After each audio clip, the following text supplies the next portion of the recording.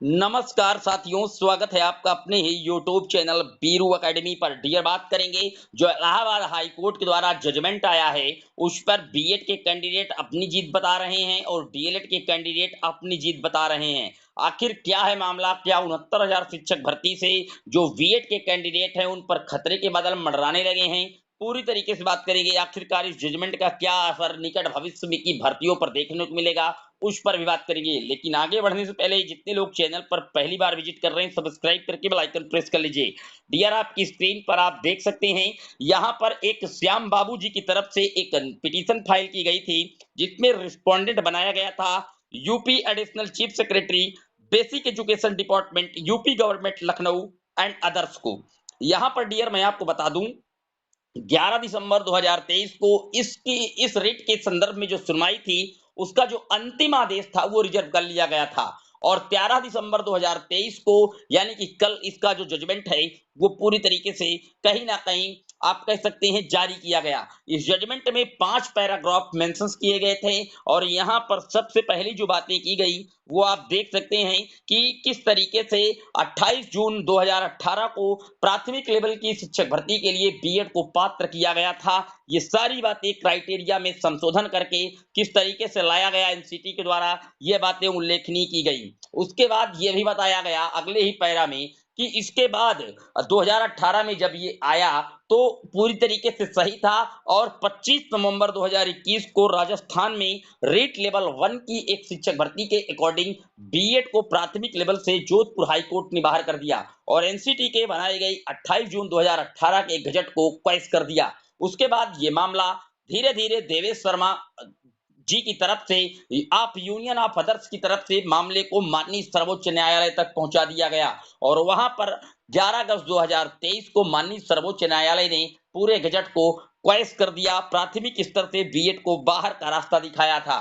उसके बाद आपने देखा कि कहीं ना कहीं उसके अकॉर्डिंग यहाँ पर बातें मेंशन की गई। उसके बाद जो ये याचिका लगाई गई इसमें ये बातें उल्लेखनीय कही गई हैं। यहाँ पर 69,000 शिक्षक भर्ती की कतई कोई बात नहीं की गई।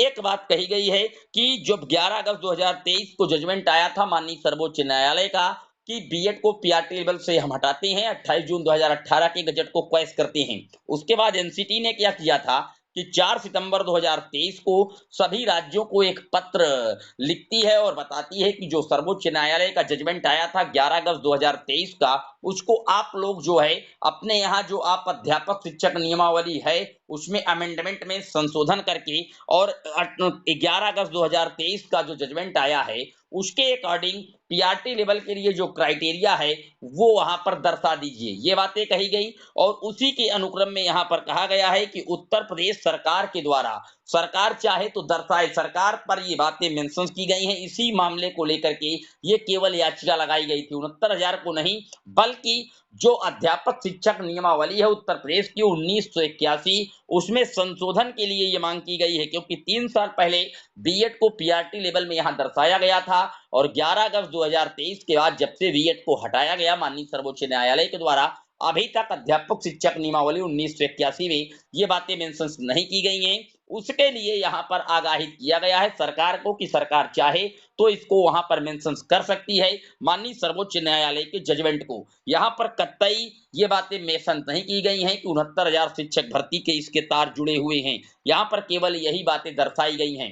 अब कुछ कैंडिडेट कह रहे हैं कि इस मामले को क्या 69,000 शिक्षक भर्ती को माननीय कोर्ट तक पहुंचाया जा सकता है। देखिए मैं आपको बता दूं, क्योंकि जब उत्तर प्रदेश की ये 69,000 शिक्षक भर्ती डियर हुई थी तो माननीय सर्वोच्च न्यायालय के आदेश के बाद ही ये भर्ती हुई है, मैं आपको पहली बात बता दूं।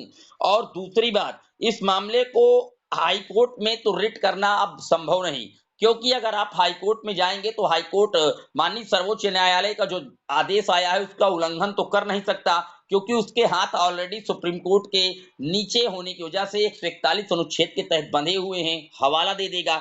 और अगर आप 69,000 शिक्षक भर्ती को माननीय सर्वोच्च न्यायालय में रिट करते हैं तो सर्वोच्च न्यायालय ये कह देगा कि चूंकि ये भर्ती पहले की है, ये भर्ती किसी भी हाई कोर्ट में ना रिट थी, ना सुप्रीम कोर्ट में रिट थी। अगर आपको इसमें गड़बड़ी समझ में आ रही थी तो आपको पहले ही रिट करवानी चाहिए। अगर आप अब इसको रिट कर रहे हैं तो एक तरीके से आप सुप्रीम कोर्ट का जो आदेश आया है 11 अगस्त 2023 को, उसको रिव्यू कराने का प्रयास कर रहे हैं, क्योंकि इस तरीके से कई मामले पहुंचे थे माननीय सुप्रीम कोर्ट तक और रजिस्ट्री के द्वारा ही पूरी तरीके से वहीं से डिस्पोज कर दिए गए थे। तो मैं आपको बता दूं, 69,000 शिक्षक भर्ती में जो बीएड के कैंडिडेट चयनित हैं और प्राथमिक विद्यालयों में सेवाएं दे रहे हैं, वो पूरी तरीके से सेफ हैं। उन पर किसी भी प्रकार का कोई खतरा आज की स्थिति में नहीं है।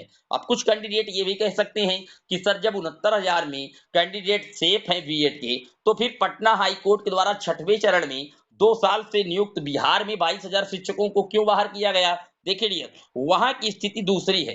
वहां पर मामला जब 25 नवंबर 2021 को राजस्थान की जोधपुर हाईकोर्ट ने क्वेश किया था गजट को और रेट लेवल 1 में बीएड को इनवैलिडेट कर दिया था, तो उसके बाद पटना हाईकोर्ट की जो उस समय भर्ती चल रही थी पटना बिहार में 6वें चरण की, ऑलरेडी उसको सब्जेक्ट टू आउटकम करा दिया गया था माननीय सुप्रीम कोर्ट के, और साथ ही साथ पटना हाईकोर्ट में रिट पिटीशन लगा दी गई थी। वहां पर पटना हाईकोर्ट ने पहले भी बिहार सरकार को कहा था कि आप चाहें तो इस भर्ती प्रक्रिया को विराम दे सकते हैं जब तक कोर्ट के द्वारा फाइनल जजमेंट नहीं आ सकता, और आप चाहें तो इस भर्ती प्रक्रिया को कैरी ऑन रख सकते हैं। लेकिन कैरी ऑन करने के साथ ही साथ आप इस भर्ती प्रक्रिया को जो बीएड के कैंडिडेट हैं उनको अवेयर करेंगे, उनको बताएंगे कि आपकी जो भर्ती प्रक्रिया है वो ऑलरेडी आउटकम है। तो उसके बाद जब 11 अगस्त 2023 को एनसीटी का गजट क्वेश होता है, तो उसी सुप्रीम कोर्ट के आदेश के अनुपालन में, चूंकि हाई कोर्ट के हाथ ऑलरेडी बंधे हैं सुप्रीम कोर्ट का डिसीजन मानने के लिए 141 अनुच्छेद के तहत, तो Patna high court supreme court के जजमेंट का हवाला देते हुए अपना जो आदेश है वो जारी कर देती है। तो इस हिसाब से जो बिहार में 6वें चरण की शिक्षक भर्ती है, आउटकम होने के नाते वहां पर बीएड कैंडिडेटों को राहत नहीं मिल पाई है। इसी तरीके से मध्य प्रदेश में एमपी वर्ग 3 की शिक्षक भर्ती भी ऑलरेडी सुप्रीम कोर्ट के आउटकम है, आप जानते हैं। वहां पर मामला जबलपुर हाई कोर्ट में आने वाली नए साल में 4 जनवरी को होना प्रस्तावित है सुनने के लिए। इसी तरीके से छत्तीसगढ़ की शिक्षक भर्ती भी ऑलरेडी आउटकम है, छत्तीसगढ़ हाई कोर्ट के हाथों।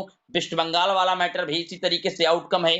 तो जो भर्तियां ऑलरेडी पहले से हाई कोर्ट या सुप्रीम कोर्ट के आउटकम हैं, उन पर 11 अगस्त 2023 जजमेंट जो आया है उसका पूरी तरीके से असर पड़ने वाला है। लेकिन चूंकि 69,000 शिक्षक भर्ती पहले से ही सुप्रीम कोर्ट के आदेश पर यह भर्ती कंप्लीट हुई है, आप जानते हैं कि जब यहाँ पर कट ऑफ इत्यादि का मैटर गया था तो मामला माननीय सर्वोच्च न्यायालय तक पहुंचा था और सर्वोच्च न्यायालय के आदेश के बाद यह भर्ती कंप्लीट हुई है। और 69,000 शिक्षक भर्ती ना किसी राज्य की हाई कोर्ट में ना सुप्रीम कोर्ट में कोई आउटकम नहीं है।